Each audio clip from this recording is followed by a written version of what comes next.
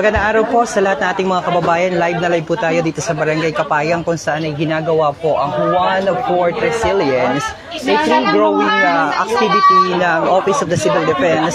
At sa bahaging ito ay makakasama kapanayaw natin ang Assistant Regional Director ng Office of the Civil Defense, si ARD. ARD, magandang araw po sa inyo. Magandang araw, sir. ARD, gaano po ba karami yung atin pong inaasahan na itatanim dito po sa activity na ito? Meron po 2,000 seedlings po lahat yan na itinanim namin.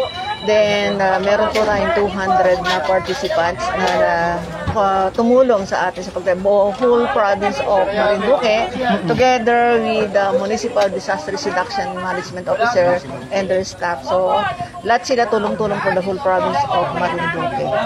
So, andito lahat sila na participate. ARD, medyo lipat lang po tayo di ARD dito no, para makita po natin yung background noong Bakawan. Tsaka yung area, ano po, medyo mainit lang po, pero mabilis lamang po ito. ARD, gaano po karami yung bilang naman noong mga nakiisa dito po sa activity na ito? 200 halos, sir, ang nag-participate dito per municipality.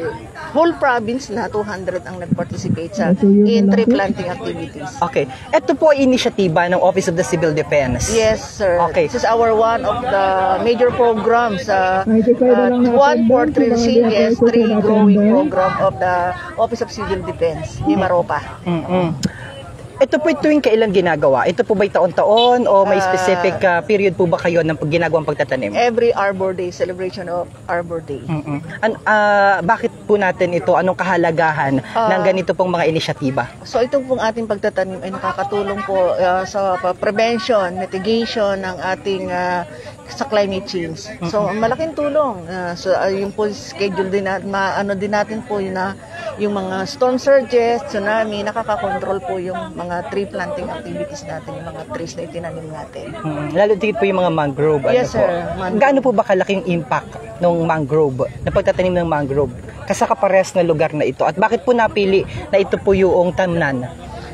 Nakita daw nila na medyo na-deteriorate na yung mga puno, nababawasan na compared nung before na marami. So, ngayon, kaya dinagdagan dito sa Municipality of Mungkog. Opo. ARD, ito po ba ay inaasahang i-replicate sa ibang mga munisipalidad? Yes, sir. So, yung ibang sa National Disaster Resilience Month on July 1, so sinabi namin na ito pwedeng nilang gawing activities and tree planting. Okay. Opo. Mensahe niyo po, ARD, sa ating mga kababayan, lahat po yung mga naninirahan dito sa mga may baying dagat.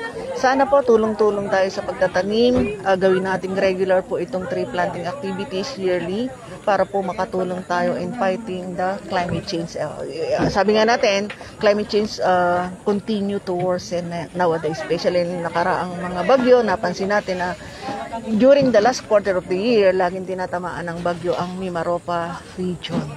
So, malaking tulong itong pagtatanim natin ng puno. Nakakatulong to. Aside from purifying the air, meron tayo yung ating mga shades, pwede din nakakatulong yan. Pwede din shelter ng mga birds, ng mga animals, ang trees. So maraming benefits ang pagtatanim ng puno sa environment. True.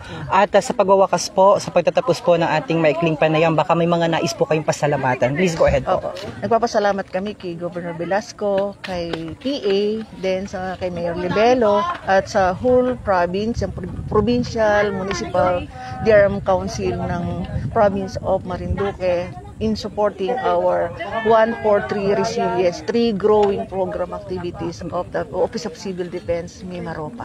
At sa atin pong RD ng OCD Mimaropa. In behalf of our Regional Director, Director Ruben Carandang, kami po lubos na nagpapasalamat sa inyong lahat. Not only po sa PIA, but the whole province of Marinduque. So malaking tulong po ito sa inyo at sa amin din itong pagtatanim ng puno. So malaking tulong in fighting the climate change. Yun lang.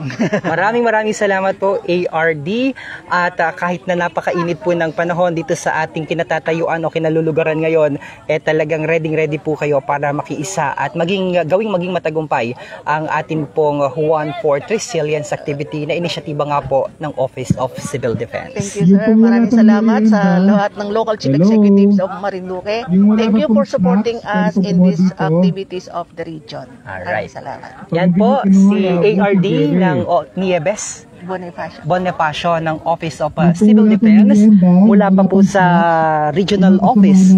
Opo, at nakiisa nga po dito sa kanilang activity ng OCD. Alright.